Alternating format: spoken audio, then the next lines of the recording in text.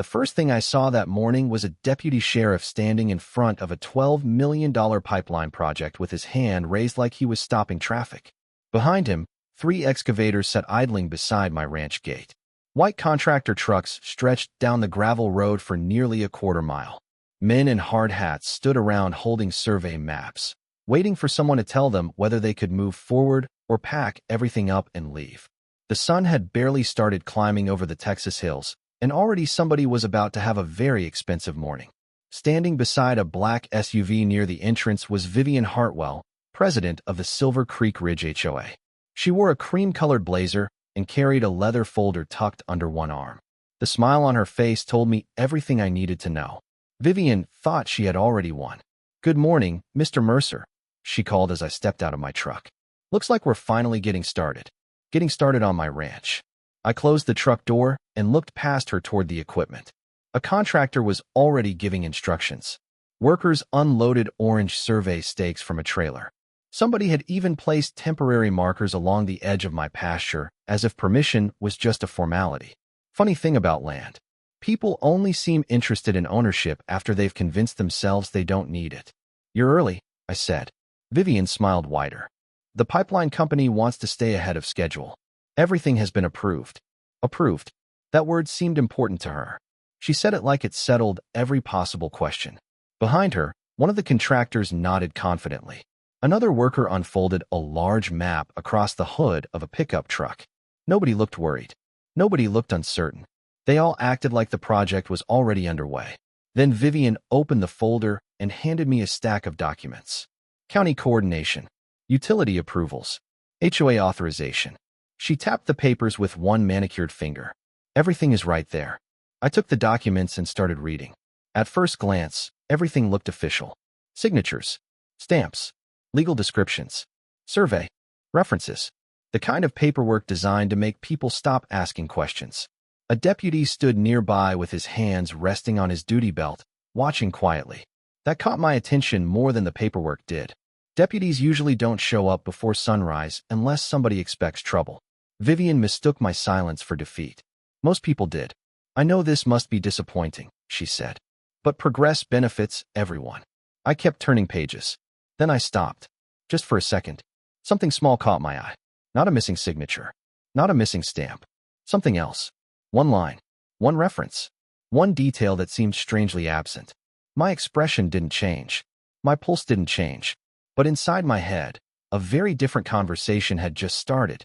I folded the papers closed and pulled out my phone. "Calling someone?" Vivian asked. "My lawyer," I said.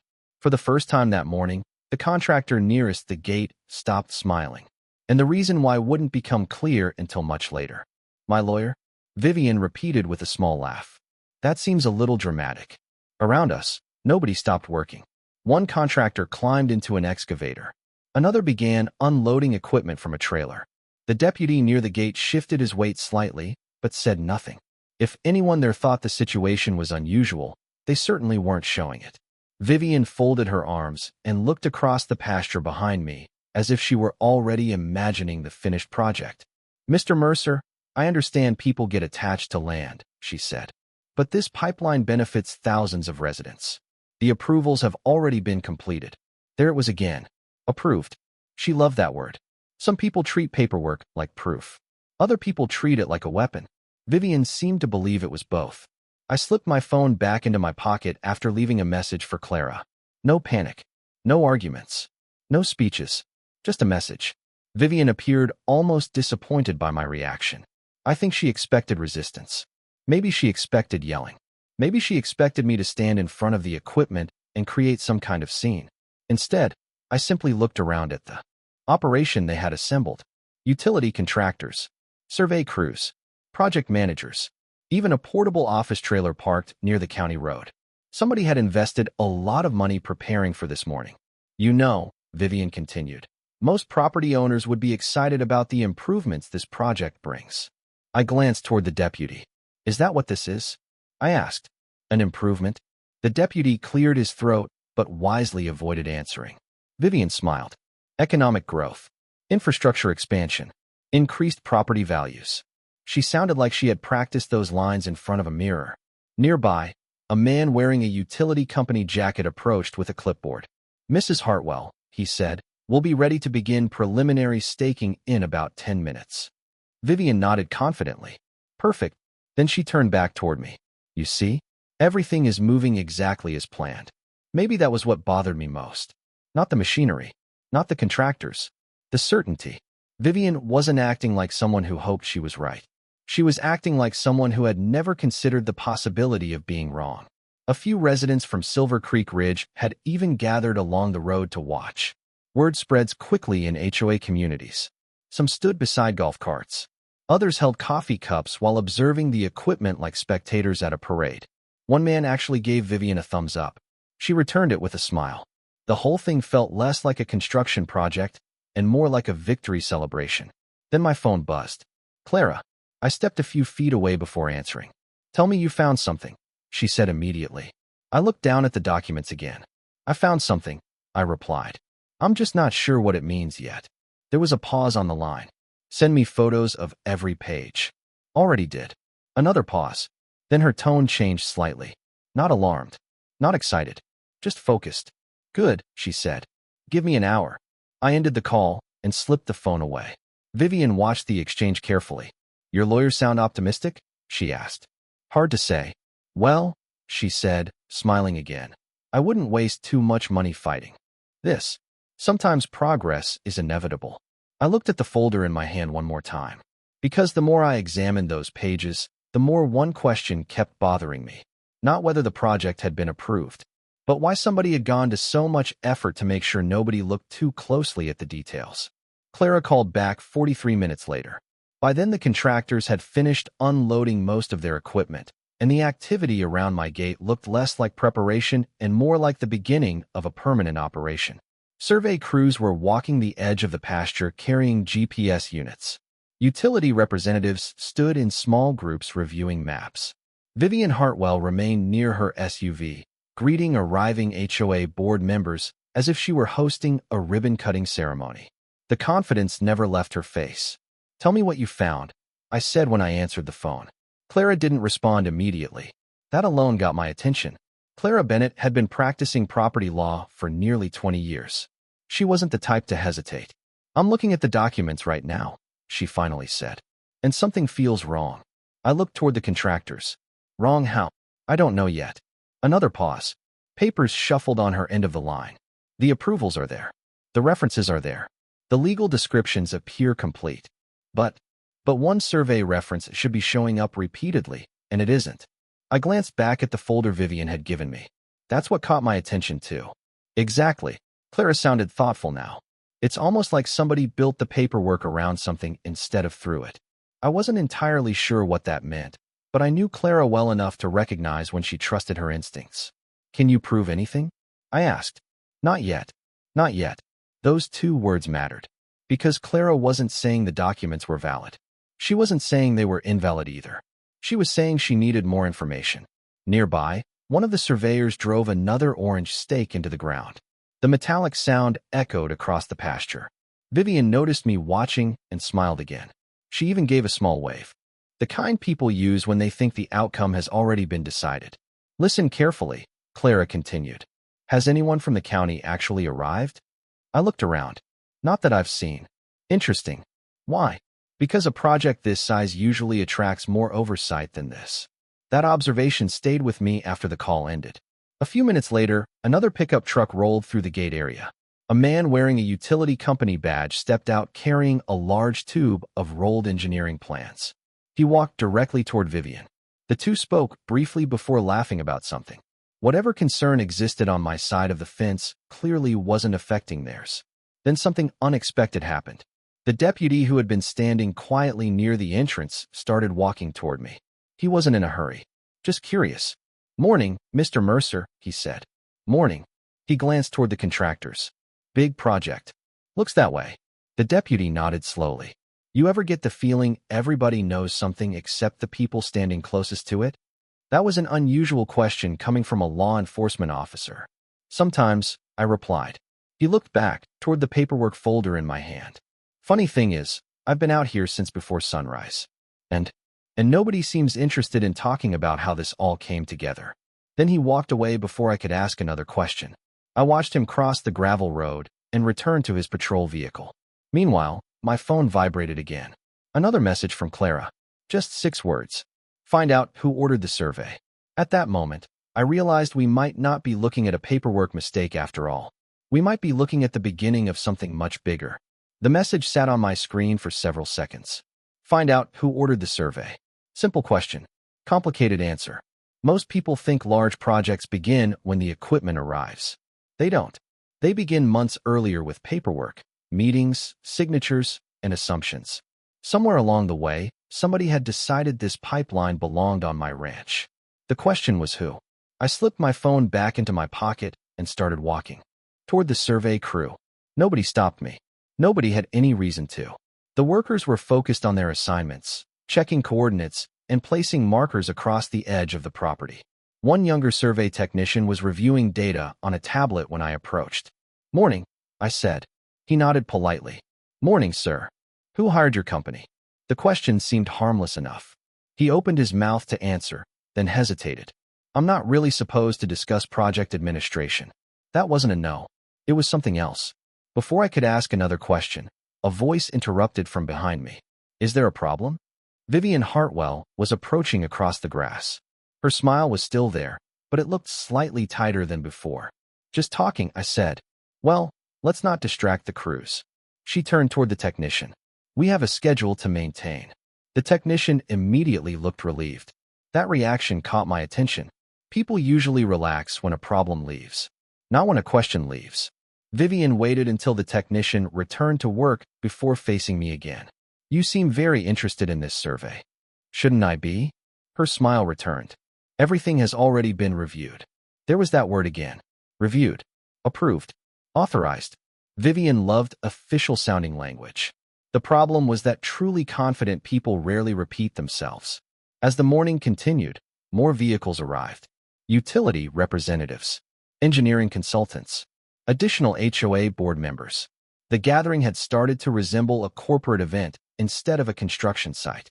Every new arrival seemed completely certain the project would proceed. Yet the more certainty I saw, the more uncomfortable I became. Not because I had proof of anything. Because certainty without explanation usually means somebody skipped a step.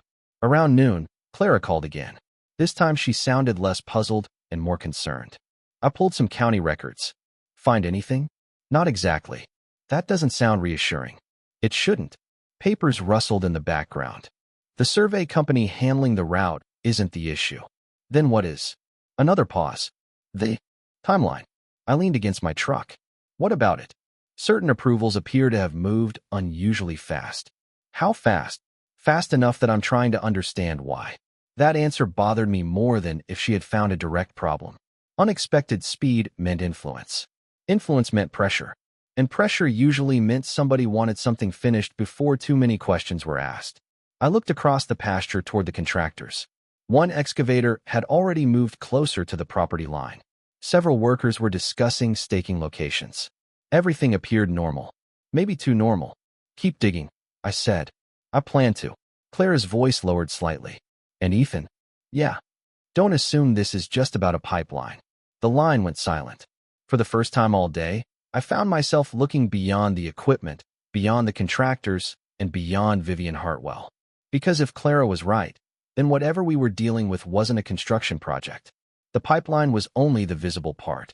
The real problem was still hidden somewhere underneath it. Clara's warning stayed with me long after the call ended. Don't assume this is just about a pipeline. The strange thing was that I already knew exactly what she meant. Because the land they were standing on wasn't simply a piece of property listed in county records. It was my family's history. Most people driving past Mercer Ranch saw 612 acres of pasture, rolling hills, and creek crossings. They saw acreage. My family saw generations. My grandfather, Samuel Mercer, bought the original tract in 1956 after returning from Korea. Back then, this part of Texas looked very different. There were no gated subdivisions. No luxury developments. No HOA board meetings. Just ranchers, farmers, and long stretches of open country. Grandpa paid for the first 200 acres with money he saved repairing tractors and working cattle auctions. My father used to tell me that Grandpa signed the paperwork sitting at a wooden desk inside a feed store because the town didn't even have a proper real estate office. Over the next 30 years, he slowly added neighboring parcels whenever another rancher retired or moved away. Not because he was trying to build an empire, because he believed land should stay together whenever possible. By the time my father inherited the ranch, it had grown into one of the largest privately held properties in that part of the county. My father, Robert Mercer, loved the ranch every bit as much as Grandpa did, but in a different way. Grandpa thought like a cattleman. Dad thought like a surveyor. He had spent years working with county maps, property descriptions, easements, and boundary records. While most ranchers worried about rainfall and livestock prices, Dad worried about legal descriptions and survey markers. As a kid, I never understood why. Then one summer afternoon changed that. I was maybe 12 years old when Dad drove me to the western edge of the property. We parked beside an old fence line where a rusted survey marker sat partially buried in the dirt. I remember asking why we were stopping. Dad climbed out, brushed dirt away from the marker, and pointed at it. Because this little piece of metal matters more than most people realize. At the time, I thought he was joking. He wasn't. He explained that property disputes rarely start with bad people. They start with assumptions. Somebody assumes a fence is in the right place. Somebody assumes a road belongs to them. Somebody assumes an old agreement means something it doesn't. Then years later, those assumptions become expensive. Dad always said the same thing. The land never lies. People do. Looking back now, I think he spent his entire life preparing for a fight he hoped would never happen. Even after he retired, he kept detailed records inside a climate-controlled room attached to the ranch house. Survey maps, property files, county correspondence, easement documents, decades of paperwork carefully organized in steel filing cabinets. My mother used to tease him about it. She called it his paper ranch. Dad would just laugh and say paperwork protects the real ranch.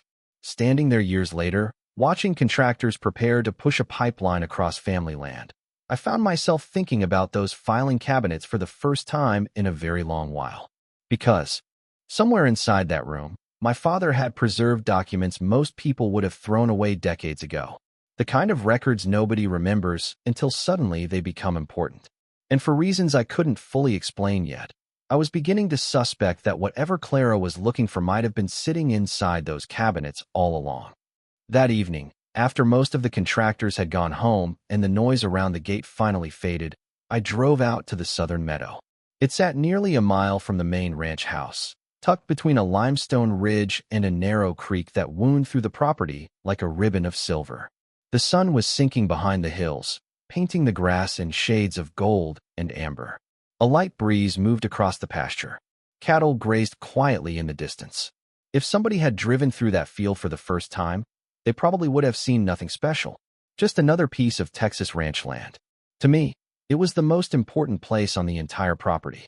My wife, Emily, loved that meadow. Years ago, before cancer took her, she spent countless mornings there with a folding chair, a thermos of coffee, and whatever book she happened to be reading at the time. She called it her quiet corner of the world. Some people travel thousands of miles searching for peace. Emily found hers less than 10 minutes from our front porch. I still remember the first spring after we were married. Heavy rains had flooded part of the creek bank and washed away sections of native grass. Most people would have hired somebody to fix it. Emily spent 3 weekends planting wildflowers herself. Bluebonnets, Indian paintbrush, black-eyed Susans. By summer, the entire meadow looked like a painting. Every year after that, she added a little more. Another patch of flowers. Another cluster of native plants. Another section restored. Little by little, she transformed that field into something beautiful.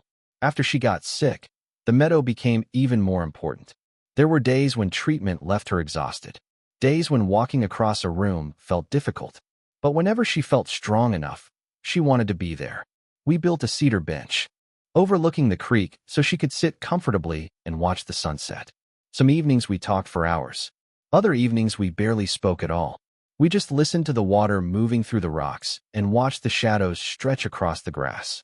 One evening, about a year before she passed away, she rested her head against my shoulder and asked me a simple question. Promise me something. I told her I'd try. She smiled. Don't let anybody turn this place into something it isn't.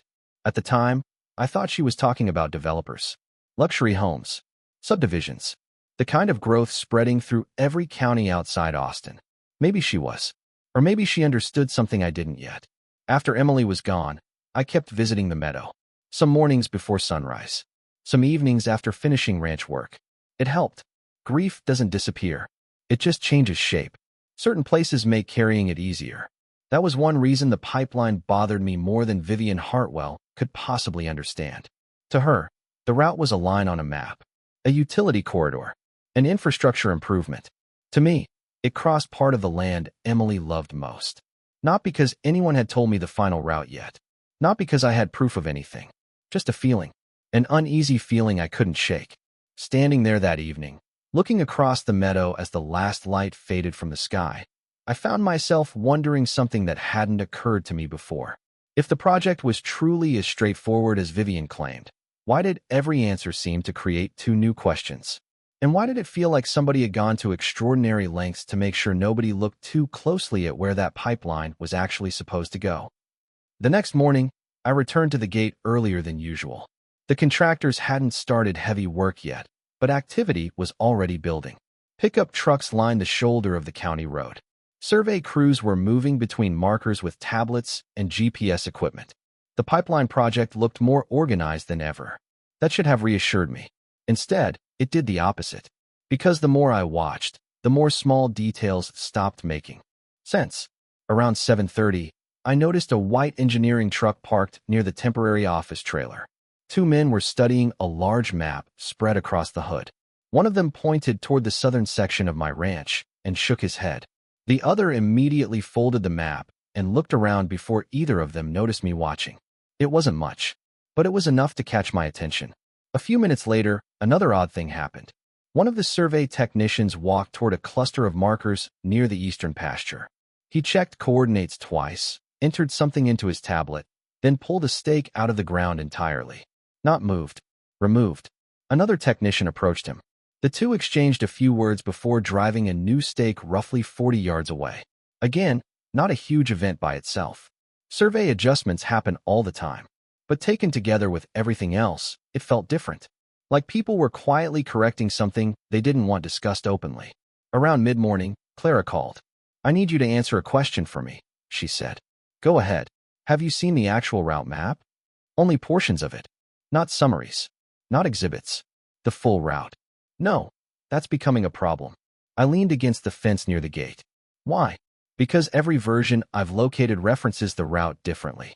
That got my attention immediately. Differently how? Enough that I don't like it.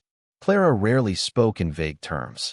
When she did, it usually meant she was trying to verify something before making accusations. "Do you think somebody changed it?" I asked. "I think somebody wants everyone focused on approvals instead of details." There was that word again. Details.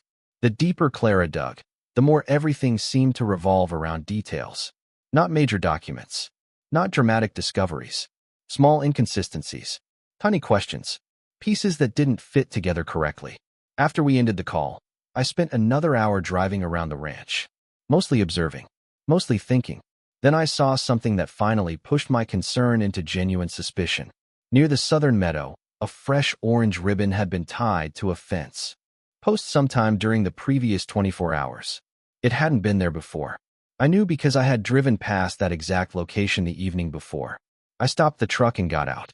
The ribbon wasn't attached to a survey marker. It wasn't connected to any visible work area. It simply marked a location. Quietly. Deliberately. The kind of thing most people would never notice.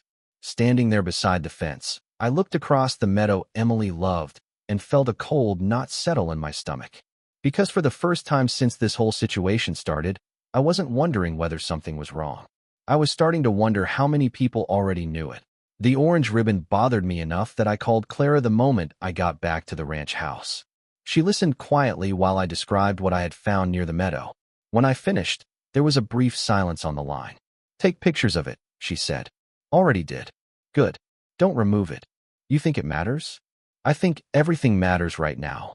By that afternoon, Clara had stopped reviewing digital copies and started pulling records directly from the county archive.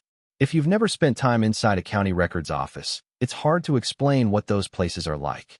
Thousands of property files. Decades of surveys, easement agreements, boundary adjustments, old deeds recorded long before computers existed. Most people never think about those records until somebody challenges ownership. Then suddenly, every page matters. Clara called me just before closing time. I'm going back tomorrow. That sounds promising. Actually, it's the opposite. I sat down at my father's old desk. Why? Because I keep finding references to documents that should be easy to locate. And some of them aren't where they're supposed to be. That answer immediately got my attention. Clara wasn't suggesting records had disappeared. She was saying the filing trail wasn't behaving normally. Could it be a clerical issue? I asked. Maybe. She didn't sound convinced. But I want to verify that before I say anything else. The following morning, I drove into town to meet her. The county archive occupied part of an older government building that smelled faintly of paper, dust, and air conditioning. Clara already had several folders spread across a table when I arrived. Survey maps, deed records, property descriptions. None of it looked dramatic. That's the thing about property disputes. The biggest problems often begin with the most boring documents. Clara pointed toward one survey file. This is one of the route references from the pipeline package. Then she pointed to another. And this is the county survey associated with the same area. What's wrong with it? Nothing. She tapped the second file. Then she tapped the first. That's what's bothering me. I don't follow. Clara leaned back in her chair. The route references keep directing attention toward supporting documents. Okay. But the supporting documents aren't answering the questions they're supposed to answer. That sounded frustratingly vague. Clara knew it. Think of it this way, she said. Every time I follow a trail, I end up somewhere adjacent to what I'm looking for. We spent most of the afternoon reviewing records, deeds, survey amendments, property descriptions, easement references. The deeper Clara went, the more focused she became. Not excited. Focused. The kind of focus that appears when an attorney starts seeing a pattern but hasn't identified it completely yet. At one point, she stopped reading and stared at a survey map for nearly a minute. What? I asked. She shook her head. Not yet. You saw something. Maybe. Then she closed the file and reached for another. Late in the day, we moved into archived property records dating back several decades. Most people would have considered them irrelevant. Old ownership transfers, historical surveys, ranch boundary confirmations. The kind of paperwork nobody reads unless they absolutely have to. Clara read every page. Eventually, the archive clerk announced they were closing. As we packed up, Clara gathered several document numbers onto a notepad. Coming back tomorrow? I asked. Absolutely. Getting closer? She slipped the notepad into her folder. Let's just say I'm starting to understand why somebody wanted everyone focused on the project itself, and not the paperwork. Clara nodded. Exactly. Then she looked down at one particular deed reference she had copied earlier and frowned. It was the first genuine reaction I'd seen from her all day. Not concern, not surprise, recognition. And whatever she had just recognized was important enough that she wasn't ready to discuss it yet. The next morning, Clara called before I had even finished my first cup of coffee. That alone told me something had changed. Clara wasn't the type to make early calls unless she had a reason. I found our first real problem, she said. Her voice was calm, but there was an energy behind it I hadn't heard before. How real? I asked. Real enough that somebody should have caught it months ago. I set the coffee mug down and listened. Outside the kitchen window, I could see the eastern pasture stretching toward the hills. Somewhere beyond it, contractors were still preparing for a project they believed was moving forward. Clara continued. I've spent 2 days tracing the approval package. And the project keeps referencing a property authorization pathway that was never independently verified. I frowned. Meaning everybody appears to have accepted an assumption without confirming the foundation underneath it. That didn't sound dramatic. In fact, it sounded almost boring.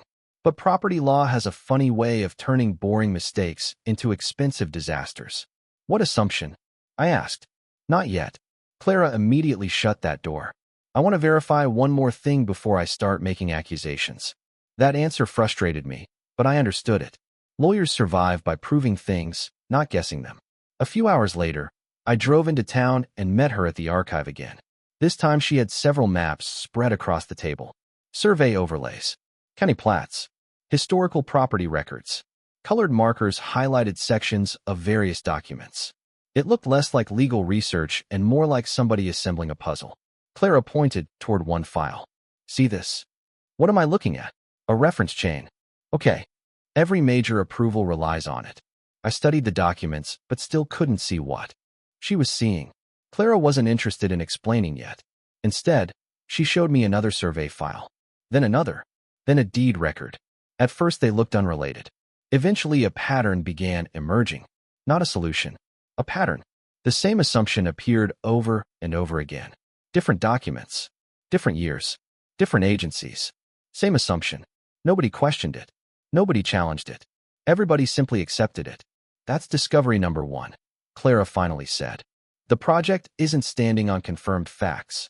It's standing on assumptions? Exactly. For the first time since this started, I felt something shift. Up until now we had questions, concerns, odd details, missing references. But this was different. This was evidence that part of the project's foundation might not be as solid as Vivian Hartwell believed. The most surprising part wasn't the mistake itself. It was how many people appeared to have accepted it without asking questions. Utility consultants, survey contractors, approval reviewers. Everyone seemed to have inherited the same assumption from the person before them. Clara gathered the files and slid them back into her folder. Here's the problem, she said. If this assumption turns out to be wrong, we're looking at something much bigger than a paperwork issue. How much bigger? Clara looked at me for several seconds before answering. Big enough that I'm starting to understand why people were in such a hurry. Then she closed the folder. And for the first time since this investigation began, I realized discovery number one wasn't pointing toward the answer.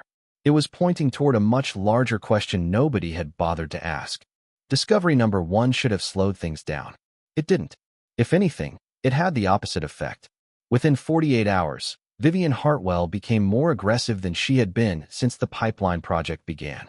Looking back, I think that's what finally convinced me we were getting close to something important. Calm people become cautious when questions appear. Desperate people become louder. The first sign came in the form of a certified letter delivered to the ranch house.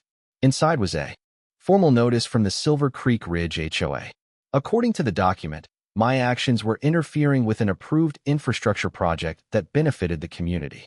The letter demanded immediate cooperation and warned of possible legal consequences if I continued obstructing project activities.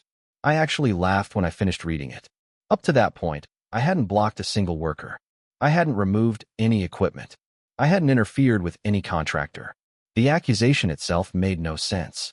That afternoon, Clara reviewed the letter and shook her head. They're creating a paper trail. For what? I don't know yet. She placed the notice on her desk. But somebody wants documentation showing resistance. The second sign appeared 2 days later. I arrived at the main entrance road to find a temporary construction gate blocking access to an area contractors had been using. New warning signs had been installed overnight. Authorized personnel only. Infrastructure project zone. Restricted access.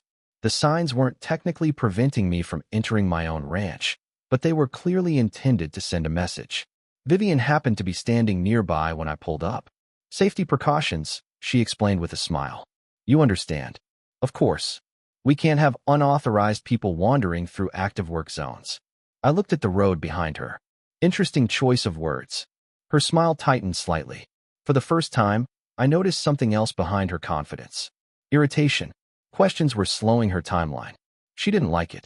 A week earlier, Vivian had behaved like someone celebrating a victory. Now she was acting like someone trying to protect one. Then came the complaints. First, a report filed with the county alleging interference with survey activities. Then another complaint questioning ranch access management. Then another regarding supposed safety concerns near contractor equipment. None of them led anywhere. But that wasn't the point. The volume itself was unusual. Clara eventually started collecting copies in a separate folder. 3 complaints in 6 days, she said. That seems excessive. Exactly. What surprised me most was how quickly lawyers became involved. Vivian hired a large Austin law firm specializing in property and development disputes. Suddenly, every communication arrived on expensive letterhead. Every conversation included legal language. Every request carried an implied threat. The strange part was that nobody from their side seemed interested in addressing the actual questions Clara was raising. Instead, they kept focusing on process, cooperation, timelines, and project importance. The deeper our investigation went, the less interested they seemed in discussing details. One afternoon, Clara finished reading a particularly long letter from opposing counsel and placed it aside. "You notice what's missing?" she asked. "What?" "Answers." She wasn't wrong. The letters were full of arguments, full of confidence, full of warnings. But answers were becoming surprisingly difficult to find. Meanwhile, more contractor activity appeared near the ranch every day. Additional equipment arrived. More survey work took place. More temporary fencing appeared. It felt like somebody was racing a clock only they could see. Then, late one evening, Clara called with a tone I hadn't heard before. Not concern, not curiosity, determination. "I think I found where we need to look next." What changed? There was a pause. Somebody keeps trying to steer us away from a specific question. Which question? Another pause. Longer this time. The one they're most afraid of. The next breakthrough happened 3 days later, and unlike discovery number 1, this one didn't begin inside the county archive. It began inside my father's records room. After Clara's last call, I spent most of the weekend going through filing cabinets that hadn't been opened in years. Survey maps, property tax files, correspondence with county offices, old ranch documentation dating back decades. The room looked exactly the way my father left it. Every folder labeled, every document organized, every drawer arranged with the kind of precision only a surveyor could appreciate. Late Sunday afternoon, I found Clara sitting at the large table in the center of the room with documents spread out in every direction. She hadn't said much for nearly 20 minutes. That usually meant she was thinking. Finally, she looked up. "Your father was thorough. That's one word for it." "No," she tapped a stack of records. "I mean exceptionally thorough." She slid a survey file toward me. Then another. Then a deed reference. At first glance, none of them appeared connected. Different years, different purposes, different projects. But Clara wasn't interested in the individual documents. She was interested in what happened when they were placed together. "Look at the pattern," she said. "I studied the papers.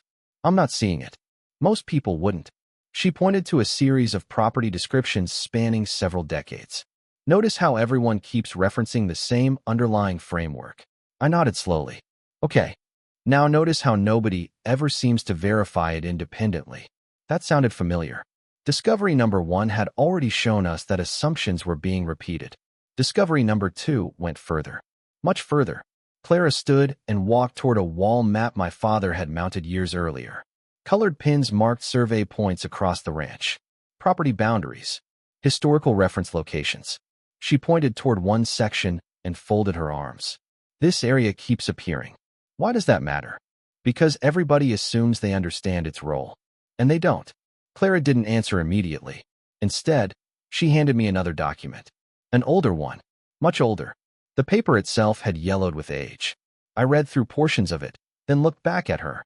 "This changes things." "Potentially." "How potentially?" For the first time all weekend, Clara smiled. Not because she was happy, because she had finally found something solid. "Let's just say there is a critical component of this entire project that nobody appears to have examined closely enough." My pulse quickened slightly. "What component?" "Not yet." She shook her head. "We're still verifying." That answer would have frustrated me earlier in the investigation. Now it reassured me. Every major discovery so far had started with caution. The bigger the finding, the more careful Clara became. We spent the rest of the evening reviewing records, historical surveys, deed references, county filings. By sunset, Clara had assembled a separate folder containing copies of everything related to the new discovery. Before leaving, she closed the folder and placed it on top of the table. "Discovery number 2 confirms one thing," she said. "What's that?" She looked directly at me. "This project depends on something far more important than anybody realizes." Then she picked up the folder. "And if we're right, the people pushing this pipeline are about to have a very bad week." Once discovery number 2 was verified, everything changed. Not publicly. Not yet. From the outside, the pipeline project looked exactly the same. Contractors continued arriving. Survey crews continued working. Vivian Hartwell continued behaving like a woman preparing for a victory celebration. But behind the scenes, Clara stopped investigating and started preparing. That's how I knew we had crossed an important line. Up until then, every phone call had focused on questions. Now the conversations focused on logistics. The first call went to the county. Not a complaint, not an accusation, a request. Clara wanted certain officials present when specific documents were reviewed. The second call went to a senior representative connected to the project approvals. Again, no dramatic claims, just a request for attendance. The third call surprised me. It went to the sheriff's office. Why involve the sheriff? I asked when Clara told me. She closed a file folder and looked across her desk. Because if what we've documented is correct, I don't want anyone claiming they weren't informed. That answer sounded simple. It wasn't. Clara had become very careful with her words. The more confident she grew, the less she said. Over the next several days, a quiet series of meetings took place. County personnel reviewed records. Survey references were compared. Historical documentation was examined. Nobody announced anything publicly. Nobody stopped the contractors. Nobody confronted Vivian. The project continued moving forward exactly as before. And that was the point. Clara didn't want an argument. She wanted witnesses. One afternoon, I arrived at the ranch gate to find Vivian supervising the installation of additional temporary fencing. She looked pleased with herself. Making progress, she said cheerfully. Looks that way. The project team is very happy with the schedule. I nodded. I'm sure they are. She smiled. You know, Ethan, eventually people stop fighting the inevitable. Funny thing about confidence. The closer people get to a cliff, the more certain they sometimes become. That evening Clara called again. Tomorrow morning. Tomorrow morning what? County review meeting. Everything ready? Almost. There was a pause. Then she added, I want deputies present. You expecting trouble? No, another pause. I'm expecting denial. The following day moved surprisingly fast. More records were exchanged. More confirmations arrived. Clara spent most of the afternoon organizing binders and document packets. Each one contained carefully labeled copies. Surveys, deeds, county filings, historical records. Nothing flashy, just evidence. The kind of evidence that becomes difficult to ignore once enough people see it at the same time. Late that evening, I stopped by her office. Multiple folders sat stacked neatly across the conference table. County officials had confirmed attendance. Project representatives had confirmed attendance. Even members of the sheriff's office would be present. Clara looked tired, but satisfied. You seem confident. I'm prepared. That's different. Exactly. She gathered the final binder and placed it on top of the stack. For a moment, neither of us spoke. Then she looked at me and said something I still remember clearly. Vivian thinks tomorrow is another step toward construction. And Clara closed the final folder. Tomorrow is the first day she learns what we've actually been looking at. The trap was finally closed. The only thing left was to open the door. The meeting began at 7 o'clock the next morning inside a county conference room that was far more crowded than I expected. Representatives from the utility company sat along one side of the table. County officials occupied the center. Two deputies stood quietly near the rear wall. Several attorneys attended remotely through a video screen. Vivian Hartwell arrived carrying the same confidence she had displayed since the first day I saw contractors at my gate. She greeted people, shook hands, and spoke as if the meeting were simply another procedural step before construction moved forward. Even the project managers appeared relaxed. From their perspective, the pipeline had already won. Clara waited until everyone was seated before opening the first binder. No speeches, no dramatic introductions, just documents. Before further activity continues, she said calmly, we need to address a property issue affecting the approved route. Vivian immediately smiled. We've already addressed all property issues. Clara didn't react. She simply handed copies to county officials. Actually, that's the problem. For the next 20 minutes, Clara walked everyone through the investigation. Survey references, historical records, county filings, deed chains. Piece by piece, the same pattern emerged. The project approval package had relied upon an assumption repeated for decades without independent verification. Several people around the table shifted uncomfortably as they followed the documents. Vivian remained confident, at least initially. This doesn't change anything, she interrupted at one point. The route has already been approved. Clara nodded. That's true. Then she opened a second binder. But approval doesn't create property rights. The room became noticeably quieter. Clara turned to a survey map enlarged across a display screen. It showed the pipeline route crossing multiple properties before reaching a narrow corridor near the southern portion of Mercer Ranch. The moment that map appeared, I saw something change in the expressions of several utility representatives. Recognition. Clara pointed directly at the corridor. This section is not optional. Nobody argued. She continued. Without this corridor, the route cannot connect the Western Collection Network to the approved Eastern Infrastructure segment. Still nobody spoke. Then Clara revealed discovery number 2.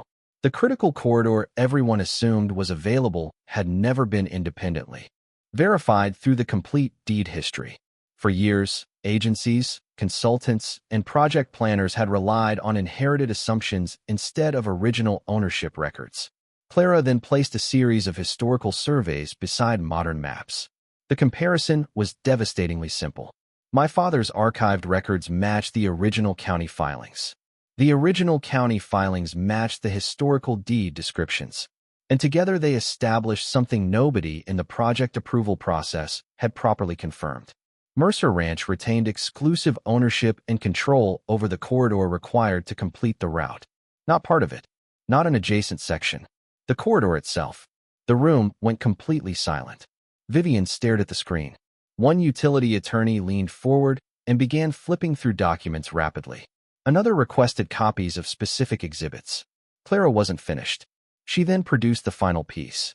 An original recorded agreement from decades earlier preserved in both county archives and my father's records.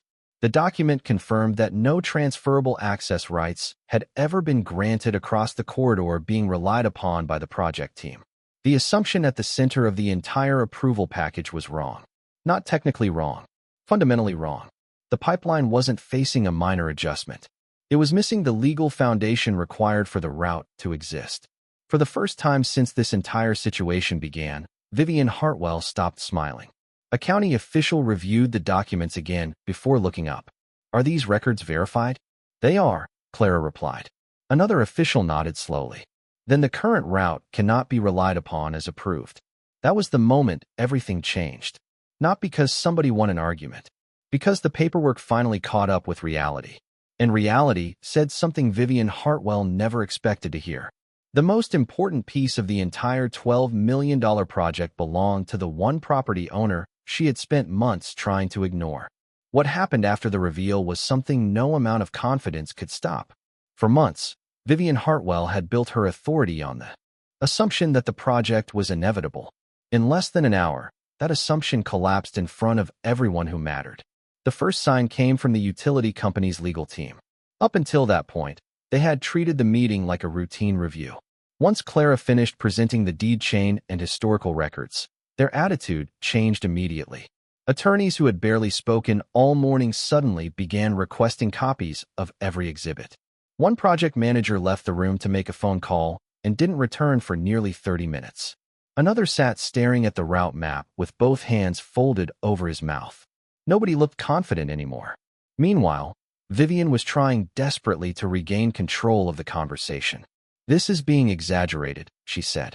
The route can still move forward. A county official looked down at the documents before answering. Not under the approval package currently submitted. Vivian blinked. Then the route can be amended. Possibly. Then this changes nothing. The official paused. Actually, Mrs. Hartwell, it changes quite a lot. The room fell silent again. By then, even the HOA board members sitting behind her had stopped nodding in agreement. They were beginning to understand what had happened. This wasn't a delay. This wasn't a technical correction.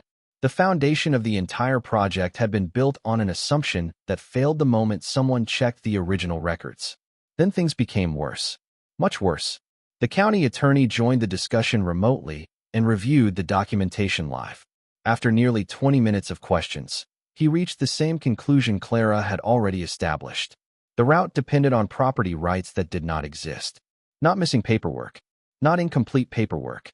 Rights that had never existed in the first place. Several people in the room physically turned toward Vivian when those words were spoken. I remember that moment clearly. Because for the first time, she had no prepared response. No slogan. No talking point. No speech about progress. Just silence. Then came the sheriff's office. The deputies who had been standing quietly all morning stepped forward. when county officials requested temporary suspension of all route-related activity pending legal review. One deputy took notes while another reviewed site access information. Nobody was being arrested. Nobody was being accused of a crime. But the presence of law enforcement carried a message everyone understood. This situation was no longer a neighborhood disagreement. It had become an official matter. By lunchtime, word had already started spreading. Contractors at the ranch received instructions to pause activity. Survey crews were told to stand down. Equipment schedules were canceled. Temporary work authorizations were frozen. The reaction was immediate. Phone calls, meetings, confusion. The project that had seemed unstoppable only hours earlier was now locked in uncertainty. The final blow arrived later that week during a county hearing attended by project representatives, attorneys, and HOA leadership. A county judge reviewed the documentation, the approval history, and the ownership records. The ruling itself was straightforward. The existing route approvals could not be relied upon because the underlying property assumptions were materially defective. The room became very quiet after that. One HOA board member actually stood up and left before the hearing ended. Another refused to make eye contact with Vivian. The utility company announced a comprehensive review of the project route. Contractors began pulling resources from the area, and the residents who had spent months celebrating the pipeline started asking uncomfortable questions. Questions about costs. Questions about delays. Questions about who approved what. Most of those questions pointed toward the same person, Vivian Hartwell. The woman who had once stood at my ranch gate smiling beside a line of excavators now found herself explaining a collapsed project to angry residents, frustrated contractors, concerned attorneys, county officials, and members of her own board. The irony was impossible to miss. Vivian had spent months acting as though ownership was a technicality. In the end, ownership was the only thing that mattered. And as deputies closed the final case file that afternoon, one truth had become painfully obvious to everyone involved. The HOA hadn't picked a fight with a stubborn rancher. They had picked a fight with the one property owner who actually possessed the documents proving they were wrong. About 3 months after the county hearing, the ranch was quiet again. The contractor trucks were gone. The temporary fencing had disappeared. The survey markers had been removed. No engines. No work crews. No meetings. Just the sound of wind moving through the grass and water flowing through the creek the same way it had for decades. Funny how quickly a place remembers what normal feels like. One evening, I drove down to the southern meadow and parked beside the old cedar bench Emily and I had built years earlier. Spring had arrived by then. Bluebonnets covered parts of the field. Wildflowers stretched across the creek bank in patches of blue, yellow, and orange. Cattle grazed peacefully along the ridge. Looking across the property, it was difficult to believe that only a few months earlier people had been preparing to run a multi-million-dollar pipeline through the middle of it. In the end, the project never recovered. The utility company spent months evaluating alternate routes, but every option carried new costs, new delays, and new complications. Eventually, the original plan was abandoned entirely. The route everyone had treated as inevitable turned out to be impossible. Not because somebody fought harder, not because somebody shouted louder, because the underlying property rights never existed in the first place. The county closed its review. The contractors moved on to other projects. The legal teams finished their reports. Life kept moving. Even Silver Creek Ridge eventually stopped talking about the pipeline. Homeowners had new concerns by then. New meetings. New controversies. That's the thing about HOA politics. Today's emergency becomes next year's forgotten agenda item. Vivian Hartwell resigned from the board before the end of the year. Officially, the decision was personal. Unofficially, nobody seemed surprised. Once residents learned how much time and money had been invested in a project built on faulty assumptions, confidence disappeared quickly. The same people who had applauded the project at the beginning became much harder to impress afterward. I never spoke to Vivian again. There wasn't any reason to. The documents had already said everything that needed to be said. A few weeks later, Clara stopped by the ranch for coffee. We sat on the porch overlooking the pasture while the sun dropped behind the hills.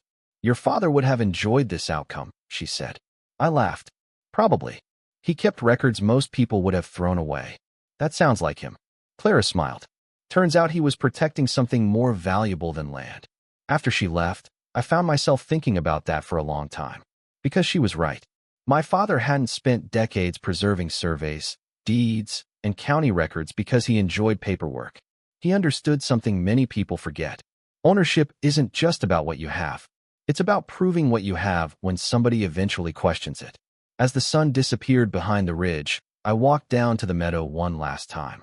The creek still followed the same path. The wildflowers still grew where Emily planted them. The cedar bench still overlooked the water. Nothing had changed. And that was the point. Sometimes the best ending isn't building something new. Sometimes the best ending is protecting what already belongs there. The pipeline was gone. The ranch remained. And as evening settled across Mercer Ranch, the land looked exactly the way it was always meant to look.